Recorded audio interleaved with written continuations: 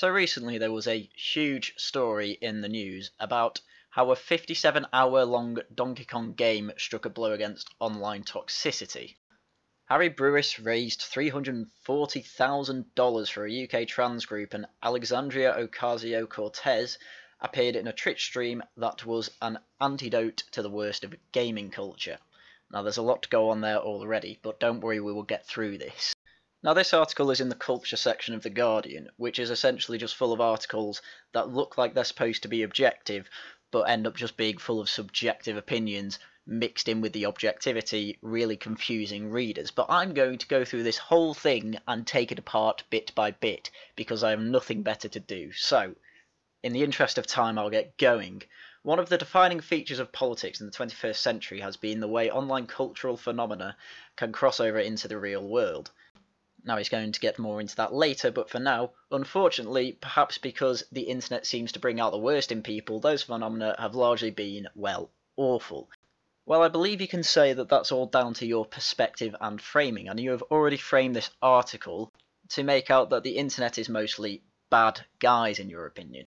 And this is to make out that what Harry Brewis did was in some way an underdog story, but again, we'll go into it later how it isn't. Anyway, this is where the party starts. The defining example is Gamergate, the 2014 campaign of online misogynist harassment that acted as a breeding ground for many of the figures who would go on to enjoy the varying degrees of prominence in the alt-right. Milo Yiannopoulos, not alt-right. Mike Cernovich, don't know. Ben Shapiro, is Jewish, and various others who saw an opportunity to gain real-world popularity. Steve Bannon, whose website Breitbart became the de facto house journal of Gamergate, made it all the way to the White House. So this is then basically thinly saying that Gamergate caused Donald Trump and Steve Bannon to get into the White House, which is a very, very naive look on reality. When the history of this era is written, if there is anyone around to write it, future generations will marvel at the fact that the canary in the coal mine for the rise of the far right was a bunch of gamers angry and not getting laid. Thinly veiled insults and a lot of alt-right calling of gay men who like to fuck black men and Jews. This article is already dishonest beyond belief.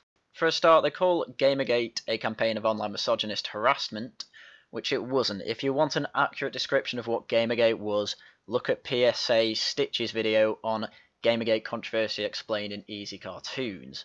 There will be a link in the description as usual, but honestly, give it a watch because it's the most accurate analogy I have ever seen of Gamergate, and I wasn't even a part of it. I watched it from the outside.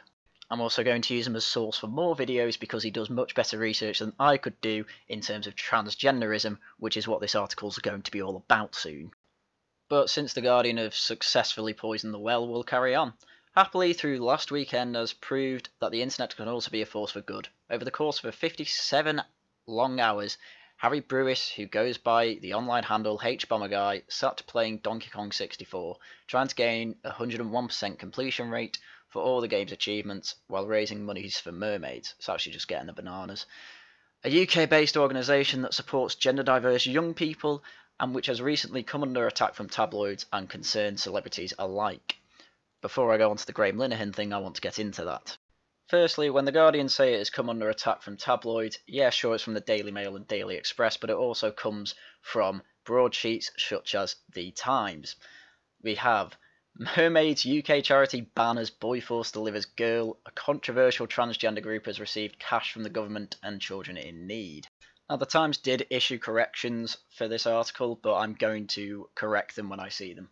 But to get to the main thrust of how they are being critical of mermaids, firstly, they say that a taxpayer-funded transgender charity has been banned by the High Court from any contact with a family after the mother, who was being advised by the group, forced her 7-year-old son to live as a girl. Now, the correction for this sentence should be, it wasn't the High Court and it wasn't contact with the family for mermaids. It was instead a judge told the mother that his boy can't contact mermaids. To me, that is a distinction without a difference, but the Times should be getting that sort of thing right. It glosses over how much has been donated to mermaids and then says, it can also be revealed that until last week, Mermaids was advertising same-day cross-sex hormone treatment for children. The NHS guidelines do not allow the treatment, which causes irreversible bodily damage and can compromise fertility for anyone under 16.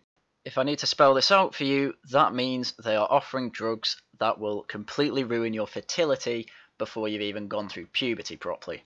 Imagine making your child become effectively castrated because they think that they aren't born in the right gender. Kids think about this all the time. Kids finding out their identity is a tough part of their life, and every kid has gone through it. In fact, with this website Sexology Today, a question was asked by Dr. James Cantor: did trans kids stay trans when they grow up? And eventually he said that the exact number varies, but roughly 60 to 90% of trans kids turn out to no longer be trans by adulthood. Most of the time it turns out they are just gay or lesbians. And this is a problem because when kids are trying to work out who they are with their identity, it's understandable how gender roles can be a bit of a problem because they don't fit everyone. And because their brains haven't fully developed, they don't fully understand what the gender roles actually are. They are really just typical feminine or masculine behaviours. And because of this, you can't actually have the typical man or typical woman, because there probably isn't a single person in the world that has every single masculine trait with no feminine traits, and vice versa with the feminine. Now that's quite complicated for a kid to understand, so they're probably not going to work it out until they reach adulthood. And then at adulthood, they are, by liberal standards like mine, you are totally free to castrate yourself, change your sex, whatever. You can do whatever you want. I don't care. But if you do this for kids before they have a chance to actually understand what they're going through, that is called child abuse. It's the same reason that we have paedophilia laws and we don't let kids consent to sex, because they don't understand what they are consenting to. It's the same theory. But now we'll get into the Graham Linehan story, and guess what? The Guardian sends us to GCN with the headline: Graham Linehan encourages cruel campaign for National Lottery to block trans kids charity funding. The UK National Lottery is to review their donation of £500,000 to trans kids charity Mermaids after anti-trans TV writer Graham Linehan led a campaign on the parenting network Mumsnet. Again, these character assassinations, in this case of TERFs and in the Guardian's case of right-wingers, seems to be incredibly disingenuous. The article is mostly actually just facts-based, so I don't know why they had such a partisan thing at the top. But the CEO of Mermaids decided to put a bit of input in. It is very sad to see that a white privileged man has decided that he knows better than the parents and young people directly affected, seeking to undermine funding for often life-saving support for children to achieve their best in the face of bigotry and prejudice, she said. Parents are bewildered by the hostility they are facing, as are we. The thing is, all his concerns come from doctors who say that this stuff is going to castrate your child. Your child won't be able to function properly, and if you are wrong, that is not a good thing. And as the sexology doctor put it through his research, that then if these kids do turn out to not be trans or have gender dysphoria, then that is really going to screw up their life when the parents and mermaids think they know better than the doctors. He is just saying that back. And the fact that she brings progressive postmodern talking points like white, straight, privileged man just shows that really the progressive stackers come into massive play, and we really do now get a look inside Mermaid's thought process. Since postmodernism at its core is really critical of the scientific process, they will never actually put science into work unless it has an end that they see fit, such as making kids who think they are trans turn trans as quick as possible, but we'll get into that later. But the reason they bring Graham Linehan up is because he is the reason for this live stream and the decision to send the $340,000 to Mermaids. But since this whole thing was about mermaids, why don't we go into what mermaids are? On their About Us page, they boast that they are passionate about supporting children and young people and their families to achieve a happier life in the face of great adversity, presumably from transphobes such as Graham Linehan. They also boast that they have won a number of awards. Most of these awards have the word diversity in them and are also from LGBTQ+ activist organisations. To say that is niche would be an understatement. But the most important thing is what they work to do. So first they say reduce isolation and loneliness for gender variant and transgender children, young people and their families. Empower families and young people with the tools they need to negotiate the education and health service. Reduce suicidality and self-harm in young people who contact mermaids. Equip their parents to support their children to the same end. Improve self-esteem and social functioning in gender variant and transgender children, young people. Improve awareness, understanding and practices of GPs, CAMHS, social services and other professionals. This all seems well and good on the face of it. However, this brings up a few questions as to, say, the Times article from earlier, where it is said, in the court case reported last year, Mr. Justice Hayden removed the 7-year-old child known as Jay from his mother after finding she had caused significant emotional harm and pressed him into a gender identification that had far more to do with his mother's need, a little, if anything, to do with his own. Social services had declined to act against the woman, saying she had appropriately taken on board the support from mermaids. Funny that. However, the judge accused social workers of summarily disregarding many concerns expressed by the police and healthcare professionals about Jay because they did not wish to appear to be challenging an emerging orthodoxy in such a high-profile issue. So he's basically saying they completely cooked to mermaids. I'm going to listen to healthcare professionals over trans rights activists, and mermaid seems to just be trans rights activists, although on their About Us page they would have you believe they are the young trans person's version of Childline. But why couldn't a child who thinks they're transgender just phone up Childline for advice? I have friends who work at Childline and they are prepared for all sorts of situations. Honestly, I don't know how they get through it because I can't handle a child being hurt. But the Times article also goes on, until last Friday the youth section of Mermaid's website featured a message from Dr. Birgit Muller, a Hamburg-based doctor offering fast-track trans-sex hormone treatment for children. If the families are interested, we would set up a long evaluation appointed at our clinic, 3 to 4 hours, and afterwards an appointment with the endocrinologist or hormone specialist. Muller wrote, in case of an indication of hormone treatment, he would prescribe it in the same day. Now again, the Times had to correct this part. It's not a fast-track trans-sex hormone, it is instead just a hormone blocker that is apparently reversible, at least according to trans rights activists. The thing is, if you block hormones past the point of puberty, say about 16, then you never fully develop properly. And that is, again, essentially castration, so yes, I think hormone blockers are child abuse if you give them to a child. Although now I will go into the Mermaid's resource page for young people. Now, most of them are basically all just anecdotes of kids or young adults who have either transitioned or are thinking about transitioning, and a couple of the other ones are just about fictional TV shows trying to portray young people, which is, if you are to believe The Abolition of Britain by Peter Hitchens, this is a precursor to propaganda. Given he cites numerous times this has happened before in his book, Abolition of Britain, I would say that this is just carrying on that trend. But the most interesting one I found was What is Gender? Now this links you to a video that has 19,000 views, which shows just how popular it is. It has a like to dislike ratio of about a half, and contains questionable science. It comes up with the fallacy that when you are born, within the first few seconds, you are assigned a gender. That is not what happens. What happens is the doctor deems your sex, and it goes into your medical records, and your parents then understand that there are going to be trends with you while you are growing up. The video makes the case that these are stereotypes and that you are trapped in these, or that at least you feel trapped in them. It then differentiates between sex and gender, sex being the biology and gender being the social construct, which is true to an extent. But then it makes the claim, only you can define your gender identity. To an extent, this is true, but instead what it should be saying is you have to integrate your gender identity with society. You can't force society to go on your whims, because your whims will change all the time. So for example, let's say you do many feminine things, but you also do many masculine things. The thing with your biological sex is that ultimately your whims will be subservient to your hormones, and if you are a man, you will obviously be more affected by testosterone, and a woman more estrogen. Now, sure, you can go on hormone treatment to try and change this, and this is fine if you are an adult and are diagnosed with gender dysphoria. I don't know if it necessarily works or not.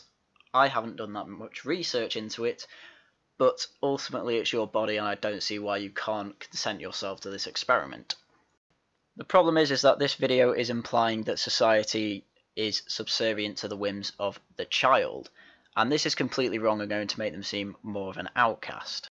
And teaching this to kids is going to cause a lot of problems, as is shown in this Times article. Trans groups under fire for huge rise in child referrals. Activists and vloggers are in the spotlight as one school says 40 pupils do not identify as their birth gender. The article states that over the past 5 years, the number of children referred to the NHS's specialist service for those seeking to change their gender has risen by 700%. When they turn 16 or 18, some will make life-changing alterations to their bodies, cutting off their breasts or taking off hormones such as testosterone that affect their fertility. What are the long-term effects? Will they regret it? No one knows, because the change has been so fast. In no other field with such effects have treatment gone so far ahead of research, said Michelle Moore of the Patient Safety Academy at Oxford University. To trans activist groups that focus on young people, such as mermaids and gender intelligence, this is a flowering of public awareness and acceptance that has lifted people's fears of revealing their innate gender identities. Others say this cannot be the whole reason. If that's the case, where are all the adults, middle-aged people seeking transition? Said Jane Galloway, a parent and women's rights campaigner. Over the same 5-year period, there has been a rise in the number of adults referring to gender treatment of 240%. This is big, but lower than for children. And this is an incredibly interesting article. Part of the explanation, say some professionals, is that activist groups themselves, helped by funding from the public sector, the National Lottery and the BBC's Children in Need, they have undergone their own transition from marginalised outsiders to darlings of the establishment, fixtures of official panels and glossy diversity award ceremonies. As we saw from the Mermaid page, this is true. They are not just supporting transition, they are promoting it, said Moore. They have created a market for it. In Brighton, an LGBT charity called All Sorts Youth Project has launched the UK's first group for trans or gender questioning children aged 5 to 11. As of March, according to All Sorts documents, it had 27 local members with an average age of 9. Trans adults facilitate the space in order to give children positive role models, the documents say. The charity's Facebook profile picture states All Sorts means family. My God, for any parent concerned that 5 is young for children to question their gender, All Sorts says extensive studies of older transsexual people show that 80% knew something was not right before the age of 12, most common age is 7. But this extensive studies are not cited, and All Sorts did not return calls, presumably because they were bullshit. The article then goes on about YouTube personalities who tell kids what to say to their doctor to get tea, vitamin T or man juice, which is basically just testosterone, and other things that are just not true, such as saying that there are no side effects to taking the hormones.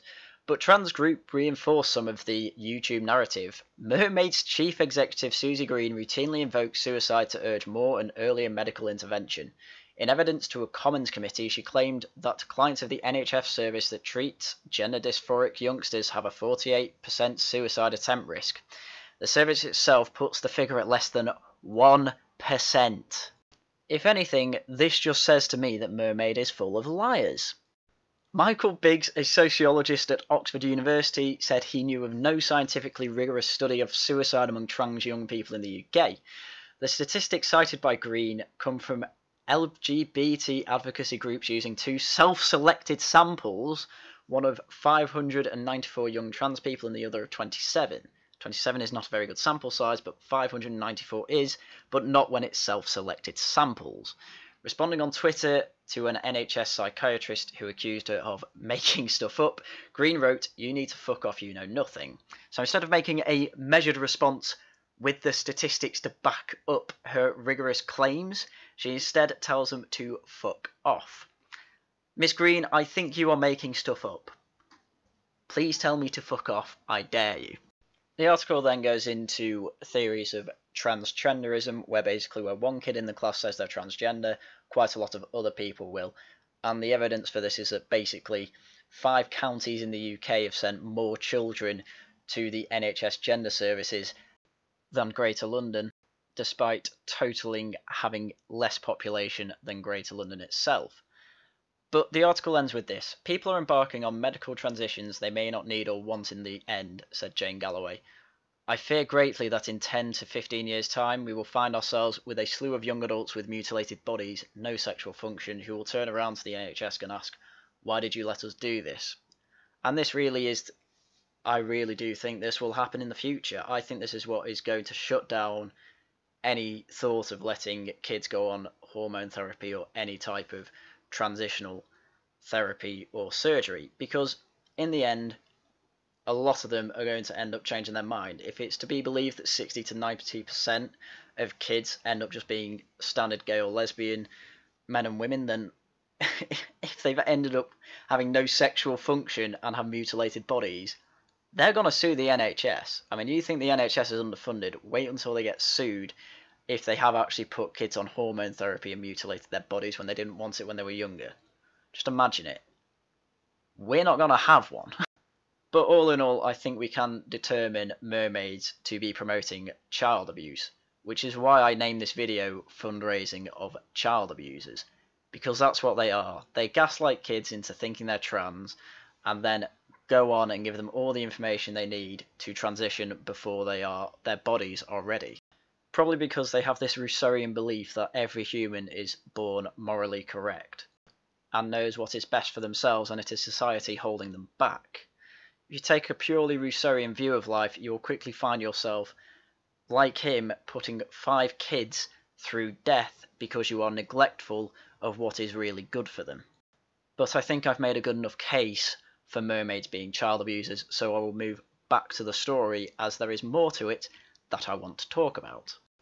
So after mentioning that this whole thing is basically like a telethon, except instead of IRL celebrities, they have other left-wing YouTube personalities such as ContraPoints, who I like, to be honest. They end up saying this: "But there was also a guest whose fame extends beyond the new socialist corner of the internet. Alexandria Ocasio-Cortez called in briefly, voicing her support for trans rights, lauding the virtues of the Nintendo 64 and duly sending them into an internet frenzy." Now, this is the audio of when she joined, and I want you to make your own judgments first. I never owned an N64, though I do think it's probably the best system out of all of them.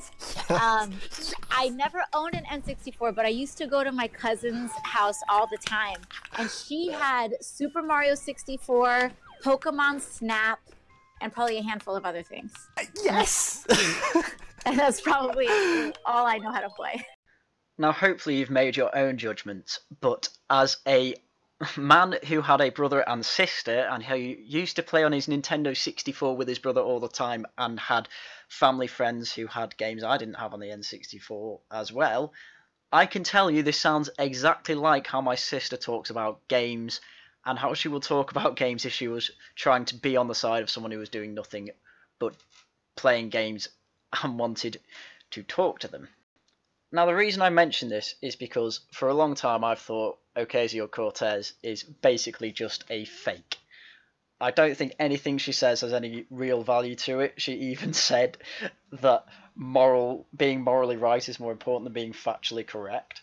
That's crazy, and I think she is basically just an attention seeker who wants to try and get her virtuous lifestyle ahead of anything else, and this makes her seem like a fake blank canvas. The problem with this is that it's just going to end up hurting more people than it's going to save. What she has done here is promoted a fundraiser for child abusers, as we have gone through.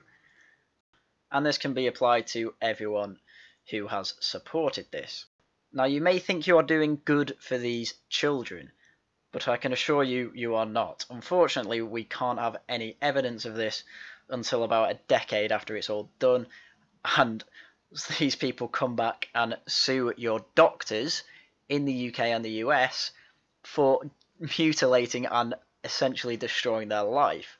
If they think they can't fit in now, wait until they can't sexually function and they have mutilated bodies. Try fitting in with that. So, to summarise, Mumsnet is full of child abusers who think they are doing good and constantly win awards for diversity and LGBT activists.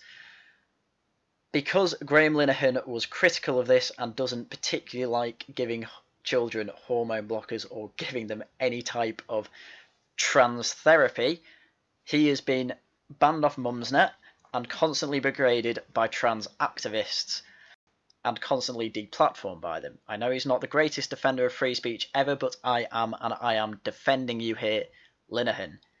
You should have been on a show, whatever show it was, I can't remember at the moment, and talked about your side of the story. But unfortunately, you got deplatformed from it because they refused to speak to a bigot, which basically says they refused to defend their point at all. And finally, raising money for these child abusers out of spite of a celebrity you don't like is not a good way to go about the world. It's shallow, and you have effectively funded a gaslighting charity who wants to do their best to try and, in their minds, help children, but in reality it's just going to absolutely ruin their adulthood unless they get lucky and are one of the minority of people who think they're trans when they are young and end up staying trans and persistently staying trans due to gender dysphoria. And on that note, one last shout out. If you are unsure whether or not gender dysphoria is a disease or not, and if you have any more confusion about transgenderism, I really suggest watching PSA Stitch again and his video, It's Time to Stop Riley Dennis, Gender Dysphoria is a Mental Illness.